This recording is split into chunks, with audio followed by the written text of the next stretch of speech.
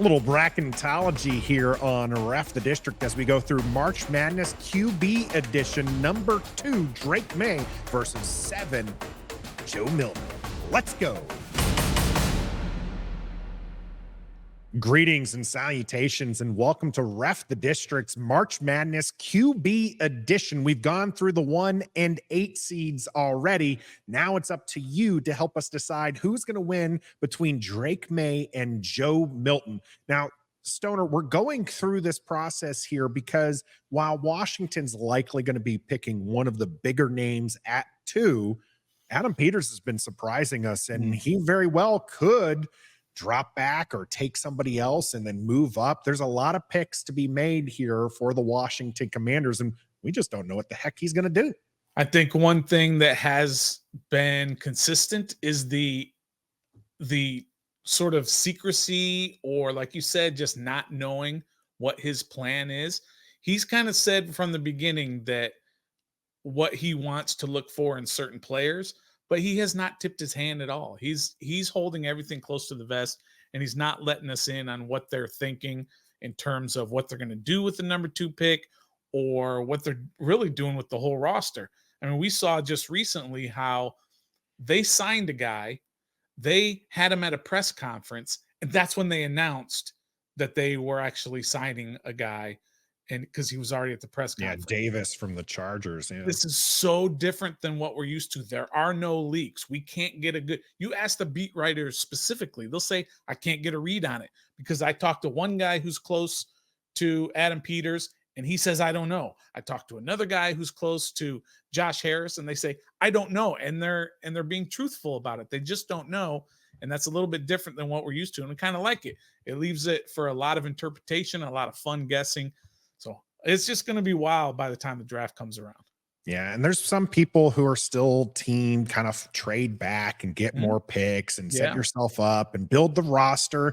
Yeah. And those are the ones who I think are really kind of looking at some of these back-end QBs that we want to familiarize ourselves with because, again, Adam Peters could very well do that. A lot of people are fantasizing about Minnesota moving up to number 2 and Washington getting all those extra picks and then being able to do different things rather than just picking whoever is going to be available at number 2. Were you surprised how this past week that Washington ended up trading Sam Howell?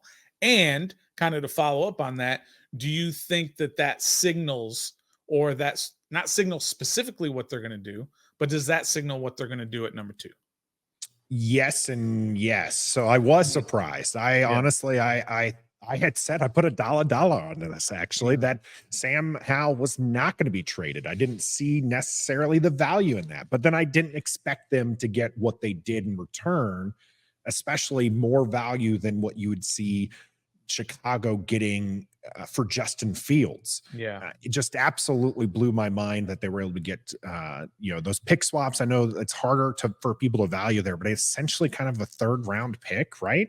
That Washington ended up getting for Sam Howell, which is outstanding. I think it was a 4th round pick average is what it was, but it was a good overall, late 3rd, early 4th. I mean, this is a guy who you fell back twice a few years ago and that's the previous regime. So, I mean, he was a random 5th round pick that you just turned into, even if it's a 4th, that's still good value. So I think it was shocking, but I mean, I was good with the end results, but I definitely think it meant that Washington has to draft a QB. And I would hope that they're drafting a QB in the 1st round because those tend to have a better hit percentage than QBs that are taking after the 1st round. Yeah. The Brock Purdy's, or if you're a Howell or the Sam Howells, those aren't, usually hits. There's a lot of misses in those. I mean, you have, and I know it was a bad QB class, but you had Matt Corral, who didn't even play an NFL down, and several other QBs in that grouping with Sam Howell who just were not good enough for the NFL. And so I do think it means that Washington's going to take one. I, again, hope that they don't fall back. But if they do, maybe there's some of these guys that we're going to talk about in this bracket who are good options for them, but I do think that there's at least 4 or 5 options within that first round for Washington to kind of take and build around. Mm-hmm. Yeah, I'm excited to kind of look at these later round quarterbacks just in case they do trade back and they decide that they're going to kind of build everything around. I mean, the haul that you're going to get from anybody, let's just say, like you said, Minnesota, the haul that you're going to get for number 2 is going to be massive amount of picks. But you're probably not going to get this chance to get a quarterback the likes of what's available to them at number 2 this year. If you go and you build such a fantastic team around Marcus Mariota, as an example, they're going to win more than 4 games. They're going to win 6 or 7 games. And then you're going to find yourself with the 11th pick. And in a weak quarterback draft that we're looking ahead to, of course, there are people who are going to kind of pop out of that quarterback group. But then you're right back where you were this year. And now you don't have the chance to go and get a game-changing type quarterback. So we do have to look at these just in case, because like we said, Adam Peters has not tipped his hand, so we have no idea what he's going to do. Well, before we get to our bracket here in the QB edition, maybe you filled out your bracket and you like a little side hustle, a little side action. Well, you can head over to Bet Online and use the code BELIEVE, BLEAV, to get yourself a 50% welcome bonus on your first deposit. And then you're free to bet on everything: March Madness, baseball, hockey, MMA, boxing coming up here, a big match for Mike Tyson, and NFL action not that far away as well. Bet Online, where the game starts. And we've done the 1v8 matchup. Now we're going to go with our number 2 matchup here, which is Drake Maye versus Joe Milton. And Joe Milton was somebody who, I think when Sam Howell was still kind of on the roster, some people were starting to kind of like Joe Milton as an option of trading back, building up the roster, and then getting somebody of his size, because the dude is a monster. I mean, this matchup between him and Drake Maye is pretty fitting, just based off of the fact that both of them, are tall, 6'4" for Drake Maye, 6'5" for Milton, 230, 235. So right around the same size. Yeah. But in my opinion, Stoner, that's kind of where the similarities end. Yeah, I think so. To kind of relate it to the whole March Madness bracket, I look at it as like a 14 versus 3 seed. There's not a lot of upsets in the 14 versus 3. It happens every once in a while, but I don't expect it to happen in this particular matchup.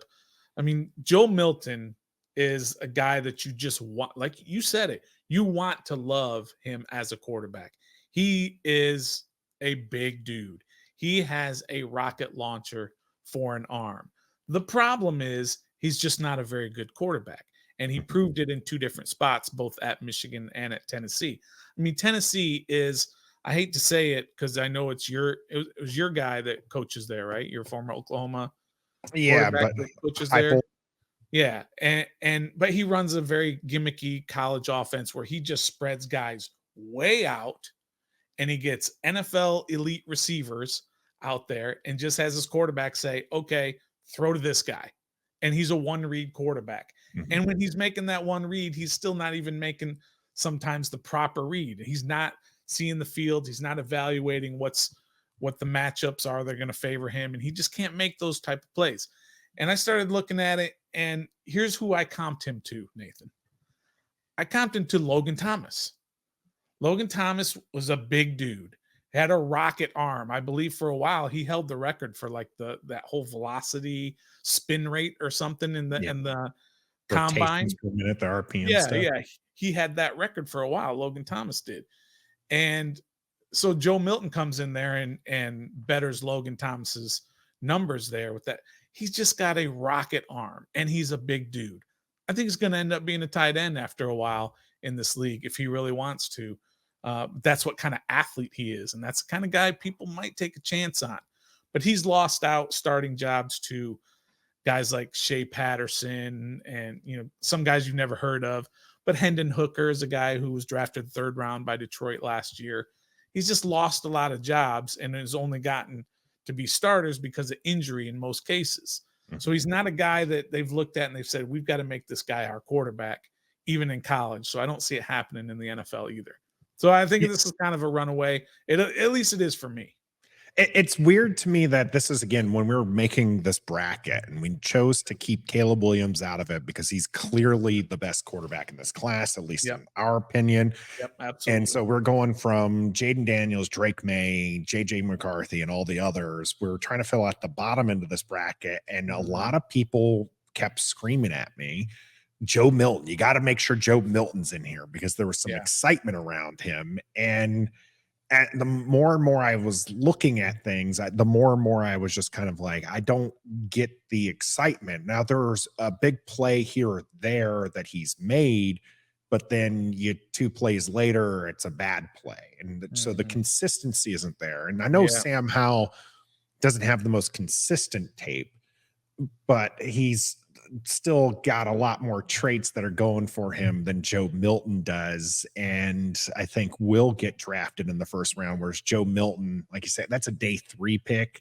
And Washington can't afford to wait to day 3. And especially for a guy like Joe Milton, that's not hitting the things that, that Adam Peters talked about, because even though he is a little bit more athletic, I wouldn't consider him a running quarterback, or mobility is not really his strength.